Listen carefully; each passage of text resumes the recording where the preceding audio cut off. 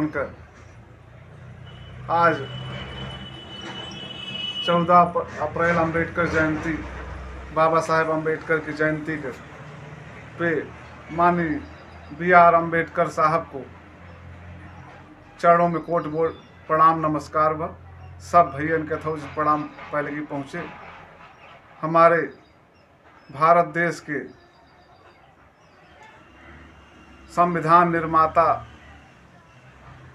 समाज सुधारक और भारत भाग्य विधाता ऐसे महापुरुष, ऐसे महान विभूति की आज 14 अप्रैल अम्बेडकर जयंती आज हम लोग मना रहे हैं, जो कि गरीबों, मजदूरों, मजलूमों, दलितों, पिछड़ों के हक की लड़ाई जिन्होंने लड़ा और हमारे लिए हमेशा मार्गदर्शक ही रहे।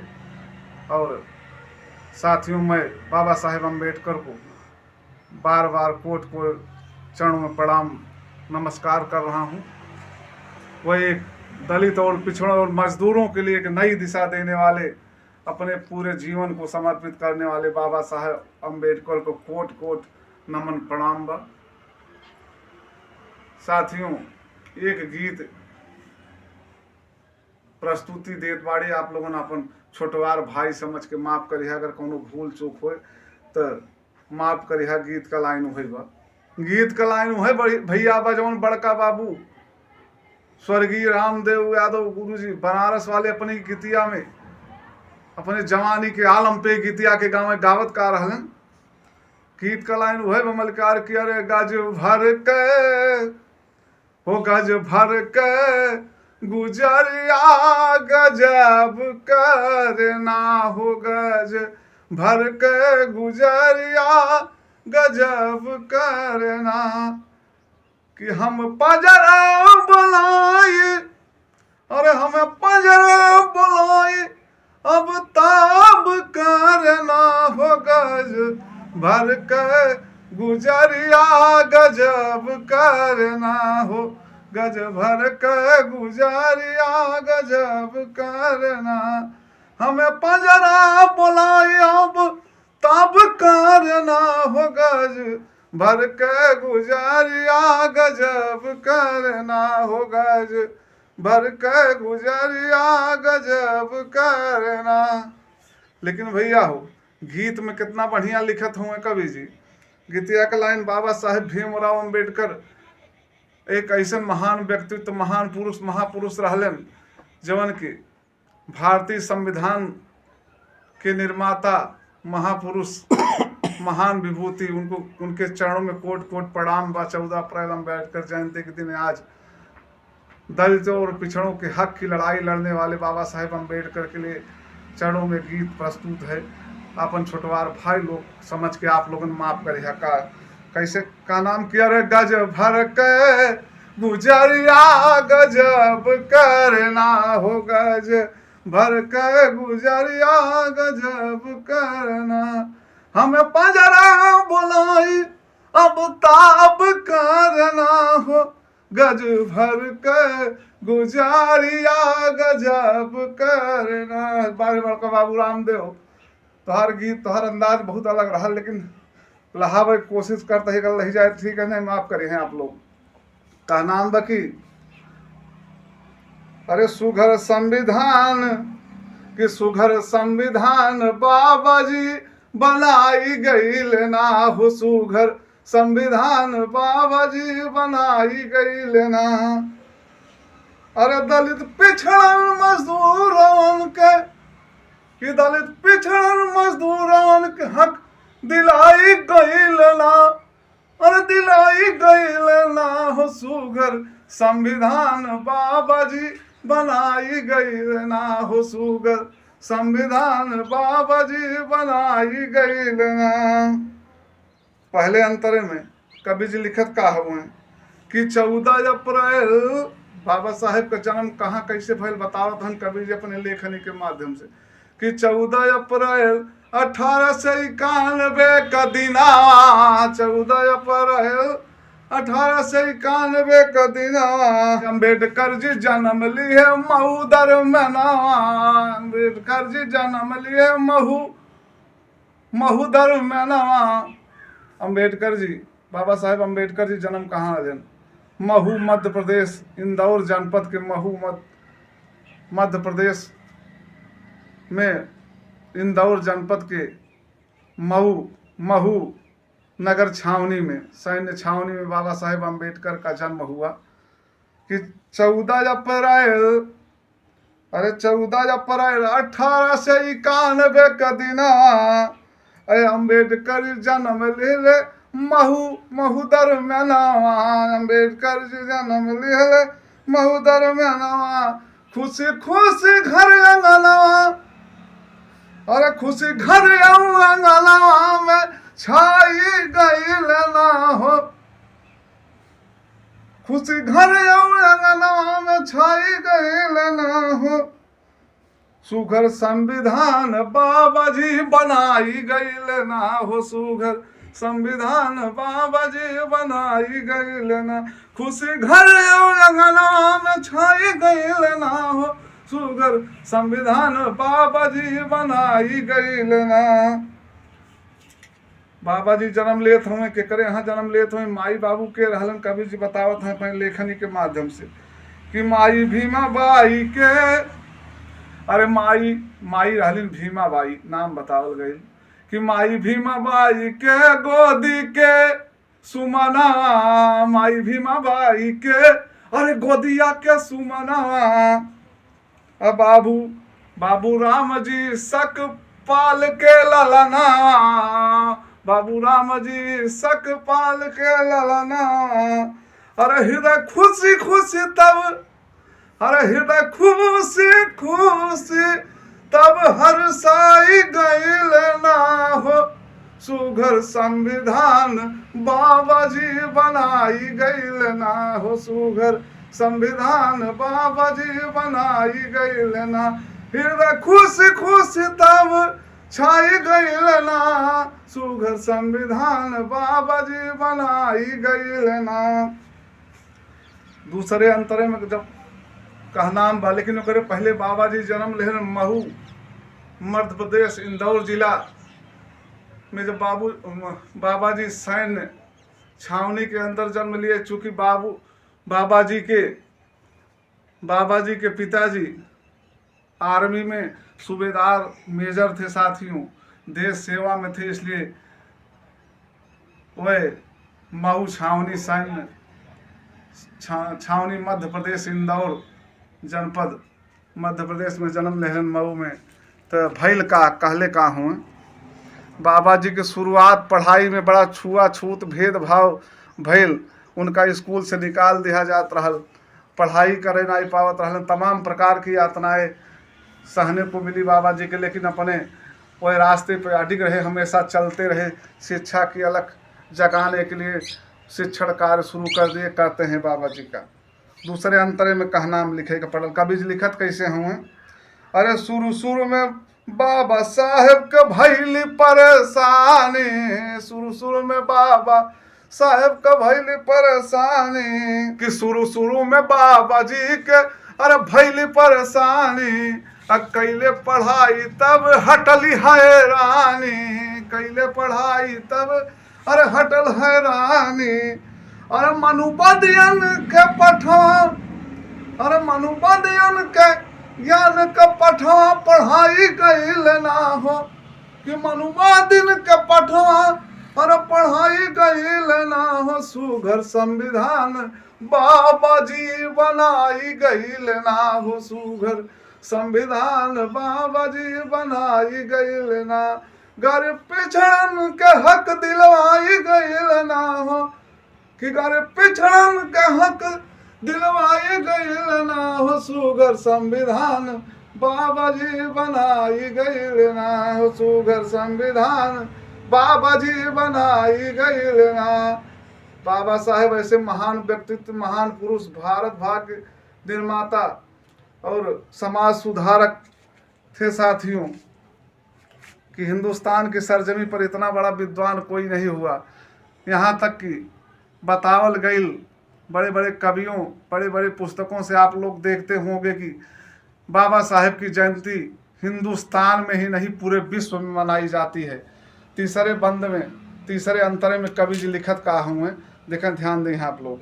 बाबा साहेब हमारे मूल अधिकारों को, मौलिक अधिकारों को संविधान में लिखे और बनाए कि मौलिक अधिकार संविधान में बनाइले, मौलिक अधिकार संविधान में बनाइले। 6 मौलिक अधिकारों का उल्लेख किया गया, कानून बनाए सबके लिए बाबा जी कैलन का। पहला मौलिक अधिकार क्या है साथियों? समता एवं समानता का अधिकार हो, समता एवं समानता का अधिकार। दूसरा स्वतंत्रता का अधिकार, शोषण के विरुद्ध अधिकार तीसरा होगा। चौथा अधिकार, मौलिक अधिकार धार्मिक स्वतंत्रता का अधिकार। और 5वां संस्कृति एवं शिक्षा का अधिकार। 6वां अधिकार साथियों संवैधानिक उपचारों का अधिकार। 6 मौलिक अधिकारों का उल्लेख बाबा साहेब अपने संविधान के अंदर किए, जिससे हमारे हक को, हमारे अधिकार को कोई मार नहीं सकता। अगर आप पढ़े लिखे हैं, आप जानकार हैं, तो अपनी लड़ाई अपने हक के लिए स्वयं लड़ सकते हैं। कैलन का तीसरे बंद में कवि जी लिखत हूँ कि मौलिक अधिकार संविधान में बनैले, मौलिक अधिकार संविधान में बनैले। सब पढ़े सब, अरे सब पढ़े सब बढ़े अधिकार के दिलैले, सब पढ़े सब बढ़े अधिकार के दिलैले। सब शिक्षा के अलख, अरे सब शिक्षा के अलख जगाई गईल ना हो बाबा साहेब संविधान बनाई गईल ना हो बाबा साहेब संविधान बनाई गईल ना। सब शिक्षा के अलख जगाई गईल ना हो बाबा साहेब संविधान बनाई गईल। बाबा साहेब की दुनिया को छोड़ कर गए साथियों का कवि जी लिखत हुए कि 6 दिसंबर 1956 का दिनावा, 6 दिसंबर 1956 को हिंदुस्तान के भाग्य विधाता, राष्ट्र निर्माता, परम पूजनीय बाबा साहेब अम्बेडकर जी इस दुनिया को अलविदा कह गए साथियों, जो कि पूरे जीवन भी दलितों और पिछड़ों को नया जीवन, नया एक आयाम देने वाले हिंदुस्तान के महान विद्वान कि 6 दिसंबर 1956 का दिना छोड़ गए बाबा जी प्यारा हिंदुस्तान, छोड़ गए बाबा जी प्यारा हिंदुस्तान। रोवे समही हीरा,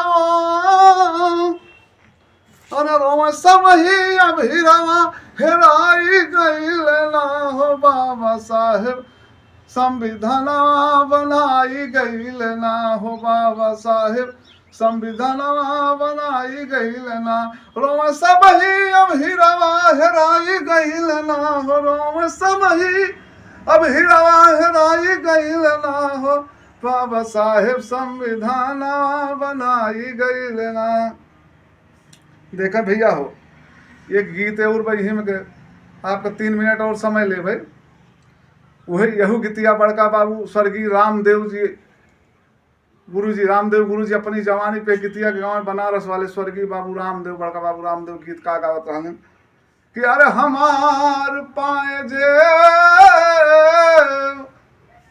अरे हमार पाए जेब राजा हीरा जड़ादा, हमार पाए जेब राजा हीरा जड़ादा, हीरा जड़ादा हो हीरा जड़ादा, हमार पाए जेब राजा हीरा जड़ादा, हमार पाए जेब राजा हीरा जड़ादा।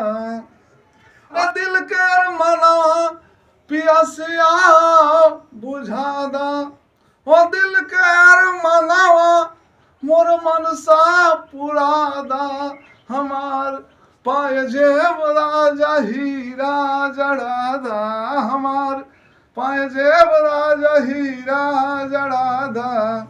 कि हमार पाए जेब राजा हीरा जड़ादा, हमार पाए जेवराज हीरा जड़ा दा और दिल के अरमाना मोर मनसा पुरादा हमार पाए जेवराज हीरा जड़ा दा हमार पाए जेवराज हीरा जड़ा दा।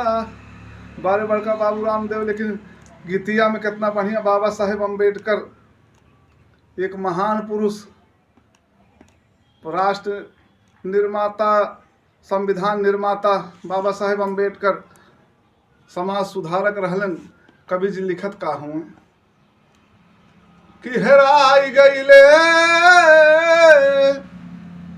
अरे हेराई गईले मोर देश के रतनवा, हेराई गईले मोर देश के रतनवा, हेराई गईले हो, हेराई गईले हो, हेराई गईले मोरे देश के रतनवा, हेराई गईले मोरे देश के रतनवा। क्या बाबा साहेब जैसन, क्या बाबा साहेब जैसन रहल केहू विद्वानवा, हेराई गईले मोरे देश के रतनवा, हेराई गईले मोरे देश के रतनवा। बाबा साहब जैसे रहल केहू ना विद्वानवा, हेराई गईले मोरे देश के रतनवा, हेराई गईले मोरे देश के रतनवा। जाके वो लंदन में कैलन पढ़ाई, जाके वो लंदन में, बाबा साहेब कहाँ गईलन? लंदन जाके कानून की डिग्री और PhD की उपाधि लिए, साथ ही वहाँ पढ़ाई पूरी की। कि जाके वो लंदन में कैलन पढ़ाई, अरे गरीबों पिछड़न के हक की लड़ाई, गरीबों पिछड़न के हक की लड़ाई। अरे विश्व में बनले, अरे विश्व में बाट सबसे बड़ा हिंद के संविधानवा, हेराई गईले मोरे देश के रतनवा, हेराई गईले मोरे देश के रतनवा। अरे विश्व में बाट सबसे बड़ा संविधानवा, हेराई गईले मोरे देश के रतनवा, हेराई हेराई गईले हो, हेराई गईले हो, हेराई गईले मोरे देश के रतनवा, हेराई गईले मोरे देश के रतनवा। अंत में गुरु घराने का परिचय साथियों कि गुरु बिहारी है, गुरु बिहारी है, अरे गुरु बिहारी गुरु रामदेव महान हो, गुरु बिहारी गुरु रामदेव महान हो। अब बाबा साहेब रहले वतन के शान हो, बाबा साहेब रहले वतन के शान हो। अरे लिखल विजय यादव, लिखल विजय यादव आंसू भर के नया नवा, कि लिखल विजय यादव आंसू बरसे नया नवा, हेराई गईले। अरे लिखल विजय यादव आंसू बरसे नया नवा, हेराई गईले मोरे देश के रतनवा, हेराई गईले मोरे देश के रतनवा। विश्व में बड़ा बा सबसे संविधानवा, हेराई गईले मोरे देश के रतनवा, हेराई गईले मोरे देश के रतनवा। विश्व में बाटे सबसे बड़ा संविधानवा, हेराई गईले मोरे देश के रतनवा। जय भीम, जय भारत। बाबा साहब के चरणों में कोट कोट प्रणाम बा। ऐसे महान पुरुष को हम सच्चे दिल से उनको उनकी जयंती को मनाते हुए 14 अप्रैल अम्बेडकर जयंती के दिन आज आप लोगों के बीच में प्रस्तुति दे रहे हैं। अगर कोनो त्रुटि होए तो अपन छोटवार भाई समझ के माफ करिए। जय भीम, जय भारत, जय संविधान।